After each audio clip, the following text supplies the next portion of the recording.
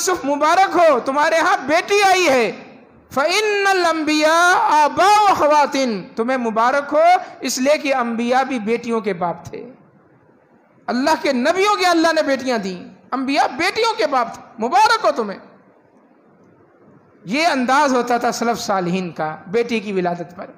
امام ابن القیم رحمۃ اللہ نے لکھا کہ اگر کوئی شخص کسی کی یہاں بیٹی کی ولادت پر مبارکباد نہیں دیتا، اور اگر اس کے یہاں بیٹا ہوتا ہے اور بیٹے کی مبارکباد دیتا ہے فون پر یا بالمشافہ، اور اس کو کہتا جی مٹھائی تو بنتی ہے، فرمایا یہ شخص ظالم ہے۔ جب اس کے یہاں بیٹی ہوئی تھی کوئی مبارکباد کا پیغام نہیں، بیٹا ہوا ہے تو سارے ہی فون کر رہے ہیں، سارے ہی مبارکباد دے رہے ہیں، سارے ہی اس سے مٹھائی طلب کر رہے ہیں۔ فرمایا یہ ظلم ہے، مبارکباد دینی ہے تو بیٹی اور بیٹے پر یکساں مبارکباد دو، یکساں انداز سے، یکساں الفاظ سے۔ شریعت نے کہا مبارک ماد میں بھی تم بیٹی کا حق نہیں مار سکتے۔ اللہ اکبر، یہ رسول اللہ صلی اللہ علیہ وسلم کی تعلیمات ہے، یہ رسول اللہ صلی اللہ علیہ وسلم کی تعلیمات ہیں کہ آپ نے اس انداز سے معاشرے سے وہ جاہلیت کی بدبو اور انتہائی گھنونا جو فعل تھا اس کو ختم کیا۔ بیٹیوں کو بوجھ نہ سمجھو، عورت کو ایک تو زندگی عطا کی اسلام نے یہ احسان کیا، دوسرا وہ گھر میں ہے تو اسلام نے کہا اب کما کر لانے کی ذمہ داری باپ کی ہے۔ بیٹی ہے تو باپ اس کو کما کر لا کر دے گا، بہن ہے تو بھائی کی ذمہ داری ہے اپنی بہن کی پرورش کرے، شوہر یعنی والد اپنے بیٹی کی پرورش کرے، شوہر ہے تو وہ بیوی کی کفالت کرے، اگر کسی کی والدہ ہے تو بیٹے کی ذمہ داری ہے کہ اپنے والدہ کی کفالت کرے۔ ہر چہار صورت میں عورت کو گھر کی ملکہ بنا کے رکھا، ماں ہے گھر کی ملکہ ہے، بیٹے کی ذمہ داری ہے، بیوی ہے گھر کی ملکہ ہے، شوہر کی ذمہ داری ہے، بہن ہے گھر کی ملکہ ہے، بھائی کی ذمہ داری ہے، بیٹی ہے تو باپ کی ذمہ داری ہے کہ بیٹی کو ملکہ بنا کر رکھے اور اس کو کما کر لا کر دے، اور اس پر اجر ثواب۔ زمانہ جاہلیت کے بالکل برعکس وہ بوجھ سمجھتے تھے، نبی اکرم صلی اللہ علیہ وسلم نے اس کی فضیلت بیان فرمائی۔ مشہور حدیث ہے من کان لہ ثلاث بنات، فرمایا جس کی 3 بیٹیاں ہوں گی، جس کی 3 بیٹیاں ہوں گی۔ آگے جو حدیثیں ہیں وہ مختلف الفاظ کے ساتھ مختلف کتب احادیث کے اندر مروی ہیں۔ کسی حدیث میں یہ الفاظ ہیں کہ جس کی 3 بیٹیاں ہوں گی فَيُوِيهِنْ، وہ ان کے لیے اچھی رہائش کا انتظام کرے، گھر کے اندر بہترین اس کو رہنے کا بستر بیڈ جو بھی ہے مہیا کرے۔ فَيُوِيهِنْ فَأَنْفَقَ عَلَيْهِنْ، اپنی بیٹیوں پر خرچ کرے، من جدتہ، اپنی طاقت کے مطابق اپنی بیٹیوں پر خرچ کرے۔ فَأَطْعَمَهُنَّ وَسَقَاهُنَّ وَكَسَاهُنَّ، بیٹیوں کو کھانا پینا کپڑے سب مہیا کرے، ذمہ داری ہے باپ کی۔ فرمایا کہ جب وہ بالغ ہو جائیں پھر ان کی شادی کر دے، ان پر خرچ کرے، ان کی ہر طرح کی ضروریات کا خیال رکھے، اچھی رہائش، اچھا ادب، اچھی تعلیم سب مہیا کرے، شادی کے قابل ہو جائیں، فرمایا اچھی جگہ شادی کر دے۔ کُنَّ لَهُ حِجَابًا مِّنَ النَّارِ، فرمایا یہ بیٹیاں کل قیامت کے دن اس کو جہنم میں نہیں جانے دیں گی، جہنم سے آڑ بن جائیں گی، رکاوٹ بن جائیں۔ اللہ تمہارا یہ خرچ کیا ہوا ضائع نہیں کرے گا جو تم اپنی بیٹیوں پر خرچ کر رہے ہو، اپنی بہنوں پر خرچ کر رہے ہو۔ اللہ تبارک و تعالیٰ جہنم اور تمہارے درمیان آڑ بنا دے گا، تمہاری بیٹیاں تمہیں جہنم میں نہیں جانے دیں گی۔ یہ خرچ کرنا بڑی فضیلت کا باعث، بیٹیوں پر خاص طور پر۔ ام المومنین سیدہ عائشہ صدیقہ طیبہ طاہرہ سلام اللہ علیہا فرماتی ہیں کہ ایک عورت میرے پاس آئی، 2 چھوٹی چھوٹی اس کی بیٹیاں اس کے ساتھ تھیں۔ اس عورت نے مجھ سے تقاضا کیا کہ ام المومنین کچھ ہے کھانے کا تو آپ دے دیں۔ اللہ اللہ، یہ رسول اللہ صلی اللہ علیہ وسلم کا گھرانہ ہے، اللہ کے نبی صلی اللہ علیہ وسلم امام الانبیاء بھی ہیں اور حاکم وقت بھی ہیں، یہ خاتون اول ہیں ام المومنین سیدہ عائشہ صدیقہ۔ اور گھر میں کیا ہے؟ فرمایا ڈھونڈنے کے بعد 3 کھجوریں ملی، صرف 3 کھجوریں جو لا کر میں نے اس عورت کو دے دی۔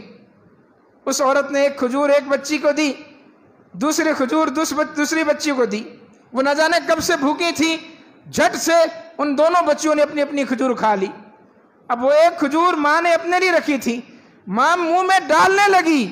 فرمایا بچیوں نے کہا, تقاضا کیا اپنے انداز سے, اپنی حرکت سے, اپنی آواز سے کہ ہمیں یہ کھجور دے دو.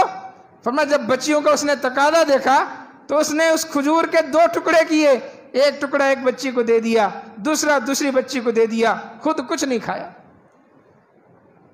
امی عائشہ فرماتی ہے کہ مجھے بڑا تعجب ہوا اس کی اس حرکت پر. جب اللہ کے نبی تشریف لائے میں نے پورا واقعہ سنایا, اللہ اکبر. فرمایا کہ اس عورت کے دل میں اپنی بچیوں کے لیے اتنی محبت اور رحمت تھی کہ اس نے خود کھانا گوارا نہ کیا, وہ ایک کھجور بھی آدھی آدھی کر کے دونوں بچیوں میں دے دی. ان اللہ قد اوجب لها بها الجنہ واعتقها بها من النار. اللہ نے اس کے اس عمل پر کہ اس نے اپنی بیٹیوں پر خرچ کیا, اللہ نے اس کے لیے جنت واجب کر دی اور اس کو جہنم سے آزاد کر دیا. یہ آپ جو خرچ کرتے ہیں اللہ تبارک و تعالیٰ اس سے آپ کے درجے بڑھاتا ہے. بیٹیوں پر خرچ کرنے کی یہ فضیلت ہے, اس لیے کہ بیٹیاں نہیں جا سکتی باہر, ان کی ذمہ داری نہیں ہے, وہ گھر میں رہیں گی. یہ باپ کی اور بھائی کی ذمہ داری ہے کہ باہر جا کر کما کر لائے, اپنی بہنوں پر اپنی بیٹیوں پر خرچ کرے. تو شریعت نے خرچ کرنے کی فضیلت بیان فرمائی, ترغیب دلائی کہ خرچ کرو. یہ اسلام کا بہت بڑا احسان ہے عورت پر کہ عورت کو گھر کی ملکہ بنا کر بھائی اور بیٹے کی اور شوہر کی ذمہ داری لگا دی اور باپ کی ذمہ داری لگا دی کہ کمانا تم نے ہے اور لا کر کھلانا ان کو ہے, ان کی ہر ضرورت پوری کرنی ہے اور اس کے بدلے میں اللہ تبارک و تعالیٰ تمہیں جہنم سے آزاد کرے گا. پھر یہ بچیاں بڑی ہو گئی, اسلام نے ان کو حق دیا, ان کی مرضی کے بغیر ان کی شادی نہیں ہو سکتی. یہ اسلام کا عورت پر بہت بڑا احسان ہے. شادی کا وقت آئے, آپ نے تعلیم تربیت کی ہے, پالا پوسا ہے, بڑا کیا ہے, شادی کا وقت ہے, جب تک اس کی مرضی شامل نہیں ہوگی اس کا نکاح نہیں ہو سکتا. امام بخاری رحمہ اللہ نے باقاعدہ باب باندھ کر کئی حدیثیں نقل کی اور نبی اکرم صلی اللہ علیہ وسلم کا فرمان نقل کیا صحیح بخاری میں, لا تنکح الایم حتی تستعمر ولا تنکح البکر حتی تستأذن. اللہ کے نبی نے فرمایا کہ کسی عورت سے جو سیبہ ہو, جو مطلقہ ہو یا بیوہ ہو, اس سے مشورہ کیے بغیر اس کا نکاح نہیں ہو سکتا, اور کسی دوشیزہ سے, کواری سے بھی اس وقت تک جب تک کہ اس سے اجازت نہ لی جائے اس کا نکاح نہیں ہو سکتا. یہ اسلام کا ایک بہت بڑا احسان ہے عورت پر کہ نکاح میں اس کی مرضی کو شامل کر دیا گیا, نکاح میں اس کی مرضی کو شامل کر دیا گیا. اور اس سلسلے میں 2 روایتیں موجود ہیں کتب احادیث میں کہ اگر عورت کی مرضی شامل نہیں ہے اس کا نکاح نہیں ہو سکتا. نکاح ہو گیا ہے, نکاح باطل ہے, نکاح کو فسخ کر دیا جائے گا, ختم کر دیا جائے گا, چاہے ازدواجی تعلقات قائم ہو گئے ہوں. اگر وہ ناپسند سمجھ رہی ہے, اس کی مرضی شامل نہیں ہے, زبردستی اس کا نکاح ہو گیا ہے, تو پھر اس کے نکاح کو فسخ کر دیا جائے گا. اس کی مرضی معلوم کرنا, اس کی مرضی شامل کرنا ضروری. امام بخاری نے تو روایت نقل کی ہے سیدہ خنسا بنت خدام رضی اللہ تعالی عنہ سے, وہ کہتی ہیں کہ ان اباہا زوجہا وہی سیب, میرے والد نے جبکہ میں بیوہ تھی میری مرضی کے بغیر میرا نکاح کہیں کر دیا. بیوہ عورت کا والد نے مرضی کے بغیر نکاح کر دیا. کہتی ہیں میں اللہ کے نبی صلی اللہ علیہ وسلم کی خدمت میں آئی اور میں نے ساری صورت بتائی کہ اللہ کے نبی میں اس جگہ نکاح پسند نہیں کرتی, مجھے نفرت ہے یا میں اس پر راضی نہیں تھی.